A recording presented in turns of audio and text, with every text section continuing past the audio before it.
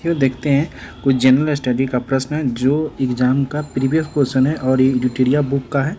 तो आइए शुरू करते हैं, देखते हैं। इसमें 10 क्वेश्चन पहले हो चुका था और आज हम 11 नंबर क्वेश्चन से पुनः शुरुआत करते हैं। पूछता है कि निम्नलिखित में कौन सा सुमेलित नहीं है, यानी 4 ऑप्शन दिया हुआ, कौन इसमें गलत है। देखिए, भारत में चक्रवात कहा जाता है, ये सही है। जो साइक्लोन आता है उसको हम लोग चक्रवात ही कहते हैं। ऑस्ट्रेलिया में जिसे बिली बिली कहा जाता है, चीन में इसे टाइफून कहा जाता है, जबकि अमेरिका में बोगी हो। तो अमेरिका में आपको टर्नेडो कहा जाता है। तो अमेरिका में क्या कहा जाता है? टर्नेडो। तो आंसर क्या हो जाएगा? तो आपका डी नंबर हो जाएगा। आपको टर्नेडो याद रखेंगे। अगला सवाल है कि कोरल रीफ या प्रवाल भित्ति मुख्यतः कहाँ पाई जाती है। तो कोरल रीफ या प्रवाल भित्ति कहाँ पाई जाती है, ये सवाल आपसे पूछा हुआ। तो आपको याद होगा कि ये पाया जाता है आपको इक्वेटर के ऊपर और इक्वेटर के नीचे 23.5 डिग्री नॉर्थ में और 23.5 डिग्री साउथ में जो काल्पनिक लाइन खींची गई है, जिसे हम लोग एक को ऊपर वाले को कहते हैं कर्क रेखा, नीचे वाले को कहते हैं मकर रेखा, और इसके दोनों के बीचों बीच जो 0 डिग्री देशांतर रेखा, इसी को हम लोग विषुवत रेखा कहते हैं। ऊपर वाले को नॉर्थ पोल कहते हैं, नीचे वाले को साउथ पोल कहते हैं। यानी यहाँ से अगर 23.5 डिग्री नॉर्थ में जो काल्पनिक रेखा खींची जाती है उसे हम लोग कर्क रेखा कहते हैं, और साउथ में जो खींची जाती है उसे मकर रेखा कहते हैं। तो इन दोनों के बीच ही पाया जाता है आपको कोरल रीफ या प्रवाल भित्ति। तो आंसर हो जाएगा आपका ऑप्शन नंबर सी। अब पूछता है दुनिया का सबसे बड़ा प्रवाल भित्ति कहाँ पाया जाता है। तो ऑस्ट्रेलिया के, आपको याद रखेंगे, ऑस्ट्रेलिया के उत्तर पश्चिमी क्षेत्र जो है वहाँ पर सबसे बड़ा प्रवाल भित्ति पाया जाता है। ये भी सवाल आप याद रख सकते हैं। आइए अगला सवाल है कि स्वर्ण सिंह समिति जो है उसका संबंध किससे है। तो स्वर्ण सिंह समिति, इसका पूरा है सरदार स्वर्ण सिंह समिति। तो सरदार स्वर्ण सिंह समिति के सिफारिश पर ही हमारे संविधान में 42वें नंबर का संवैधानिक संशोधन हुआ था आपको 1976 में। यानी 1976 में 42वें नंबर का संवैधानिक संशोधन हुआ, जिसके तहत हमारे संविधान में 10 मूल कर्तव्यों को क्या किया गया, जोड़ा गया। प्रेजेंट में मूल कर्तव्यों की संख्या कितनी है? 11। 11वां मूल कर्तव्य जोड़ा गया आपको 86वें संवैधानिक संशोधन 2003 के तहत। तो कुल मिलाकर हमारे संविधान में कितने मूल कर्तव्य हैं? तो 11 हैं प्रेजेंट में। पहली बार जोड़ा गया 42वें संवैधानिक संशोधन 1976 में। इसके लिए कौन सा समिति बनाई गई थी? तो सरदार स्वर्ण सिंह समिति बनाई गई थी। और प्रेजेंट में कितने हैं? 11। 11 नंबर कहता है 6 से 14 वर्ष के बच्चे को शिक्षा दिलाना अभिभावक का क्या है? कर्तव्य है। अब रहा बात की मौलिक कर्तव्य हमारे मूल संविधान में नहीं था, इसे हम लोग सोवियत संघ, जिसे रसिया भी कहते हैं, तो रसिया से लिया गया था। इसे भी आप याद रखेंगे। तो सवाल पूछता कि सरदार स्वर्ण समिति का संबंध किससे है? तो मूल कर्तव्य से है। इसका आंसर हो जाएगा। अगला सवाल है 14 नंबर देखेंगे। तो 14 नंबर सवाल में जो आंसर आपसे पूछा गया है क्वेश्चन, इसमें आपको पूछा जाता है कि न्यायोचित मानवीय कार्य दशा तथा मातृ सहायता के लिए उपबंध किस संविधान के किस अनुच्छेद में किया गया है। तो मानवीय कार्य की दशा हो, मातृ सहायता हो या प्रसूति सहायता हो, ये डीपीएसपी के अंतर्गत कहा गया है। डीपीएसपी यानी डायरेक्ट प्रिंसिपल स्टेट पॉलिसी जो होता है, यानी राज्य नीति निर्देशक तत्व कहते हैं, जिसकी चर्चा संविधान के अनुच्छेद आपको 36 नंबर से 51 तक किया गया है। राजनीति निषेध तत्व का उद्देश्य होता है लोक कल्याणकारी राज्य की स्थापना, यानी लोक कल्याण करने के लिए बनाया गया है 35 से 51 तक। और इसमें राज्य सरकार का अधिकार होता है ज़्यादातर, यानी राज्य सरकार इसमें पावरफुल होता है। तो इसकी चर्चा जो किया गया मातृ सहायता या मानवीय कार्य की दशाओं की चर्चा संविधान के अनुच्छेद 42 में किया गया है। ये भी याद रखेंगे राज्य के नीति निषेध तत्व कहाँ से लिया गया है? तो आयरलैंड के संविधान से लिया गया है।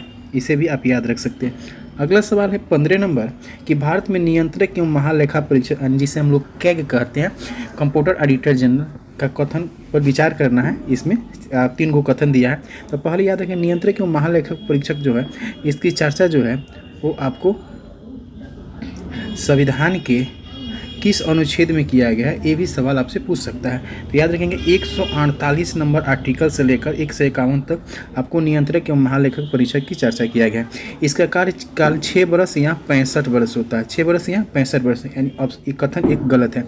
राष्ट्रपति के प्रसाद पर्यंत अपने पद पर बना रहता है।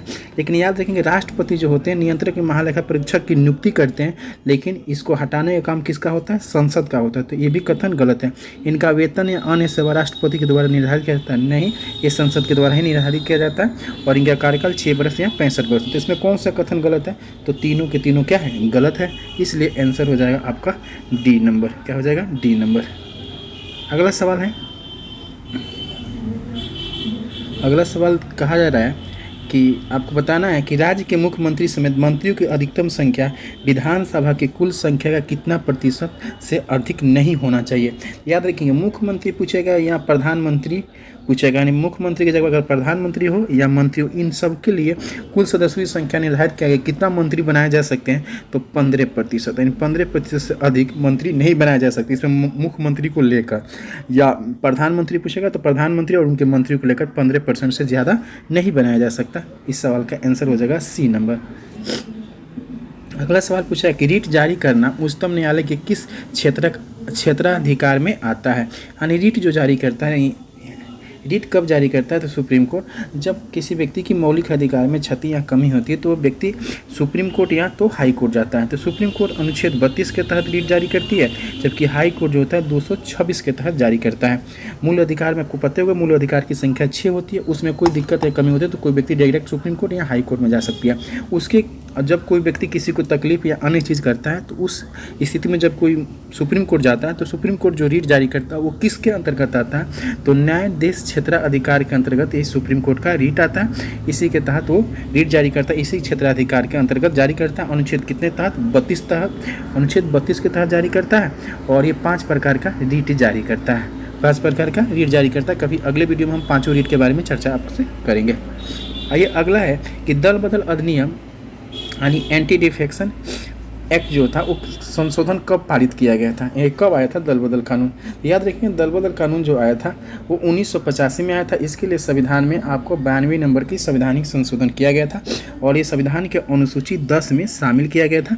यानी जो एक पार्टी से छोड़कर दूसरे पार्टी में जो राजनीतिक दल जाते थे उन पर कार्रवाई करने के लिए दल बदल कानून आया था, 1985 में आया था। और ये अनुसूची नंबर किससे संबंधित है? तो 10 नंबर अनुसूची से संबंधित है और इसके लिए 1985 में 92 संवैधानिक संशोधन करके इसे शामिल किया गया था। तो इसे भी आप याद रखेंगे। अगला सवाल है कि सर्वप्रथम प्रत्यक्ष चुनाव का प्रावधान निम्नलिखित में से किस अधिनियम के द्वारा किया गया था? इसे याद रखेंगे। प्रत्यक्ष यानी डायरेक्ट इलेक्शन की जो सिस्टम लाया गया था वो भारत शासन अधिनियम 1919 के तहत लाया गया था, इसे याद रखेंगे। और इसी के तहत महिलाओं को भी वोट देने का अधिकार मिला था, यानी महिला जो थी उसे भी वोट देने का अधिकार मिला था। अब भारत शासन अधिनियम 1919, उसी के समय भारत में एक बाईकैमरल सिस्टम आता है, द्विसदनीय आता है। एक का नाम था राज्य परिषद और दूसरा का नाम था केंद्रीय विधानसभा।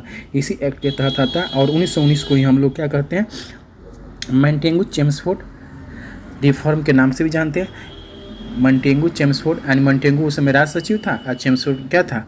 वो वायसराय था। तो इस नाम से भी हम लोग जानते थे। इस तरह हमने बहुत कम समय में आपको ये क्वेश्चन पर चर्चा किया। इसे वीडियो को 2 बार देख लेंगे और इसको अगला पार्ट जब आएगा तो अगले वीडियो में इससे आगे वाले प्रश्नों पर हम लोग चर्चा करेंगे। मिलते हैं अगले वीडियो के साथ।